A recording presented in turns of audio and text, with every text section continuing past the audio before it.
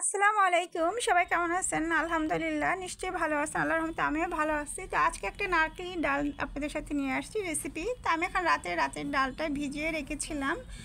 এখন এই ডালটা আমি সিদ্ধ করব। এখানে আমি কিছু মশলা নিয়ে আসছি। এখানে দারচিনি, গরম মশলা, এলাচি সব কিছু, আদা রসুন, আর এখানে হলুদের গুঁড়ো, মরিচের গুঁড়ো, ধনিয়া গুঁড়ো, জিরার গুঁড়ো, আর এটা হচ্ছে আদা বাটা, রসুন বাটা, আর পেঁয়াজ, কাঁচামরিচ। এই মশলাগুলি আমার লাগবে। তো আমার ডালটা আমি পাশে সিদ্ধ বসিয়ে দিয়েছি। তো এখন আমি ফাইনালি রান্নাতে চলে গেলাম। তো মেন হচ্ছে নারকেল ডাল, যেহেতু বলেছি মেন হচ্ছে নারকেলটা অবশ্যই লাগবে। তো আমার ফ্রোজেন করা নারকেল ছিল, সেই নারকেল দিয়ে ডালটা রান্না করব। আর এই ডালটা খেতে কিন্তু অসাধারণ লাগে। অনেক ধরনের ডাল খাওয়া হয়। আর এটা কোন এলাকায় কে কে খান আমাকে অবশ্যই কমেন্ট বক্সে কমেন্ট করে বলবেন। তো আমি সবগুলো মশলা দিয়ে ভালো করে মশলাটা কষিয়ে নিব। মশলাটা কষানোর উপর রান্নাটা ডিপেন্ড করবে। তো এখন আমি নারকেলটা দিয়ে দিব, যেহেতু আমি নারকেলি ডাল বলেছি। তো নারকেলটাই মেন। আমি অর্ধেকটা নারকেল এখন দিব, বেশি অর্ধেকটা দিয়ে দিব, আর লাস্টে কিছুটা দিব।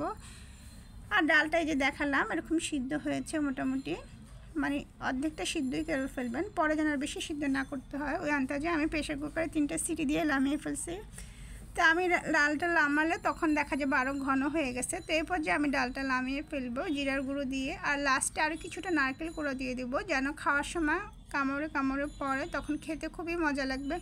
আর এই ধরনের রান্নাগুলো আপনি পোলাও, সাদা ভাত, পরোটির সাথেই বেশি ভালো লাগে। তো কোন এলাকায় এভাবে ডাল রান্না করেন, নারকেলি ডাল, অবশ্যই আমাকে কমেন্ট বক্সে কমেন্ট করে বলবেন। আর কেউ যদি বিশেষ অনুরোধ ইউটিউব থেকে দেখে থাকেন, তাহলে অবশ্যই আমার চ্যানেলটাকে সাবস্ক্রাইব করে দিবেন। আর পেজ থেকে দেখলে লাইক ফলো দিয়ে সাথে রাখবেন। তো ইনশাল্লাহ আমি আরও সামনে নতুন নতুন রেসিপি দেওয়ার চেষ্টা করব। তো আজকে আমার রেসিপিটা কেমন হয়েছে অবশ্যই কমেন্ট বক্সে কমেন্ট করে বলবেন।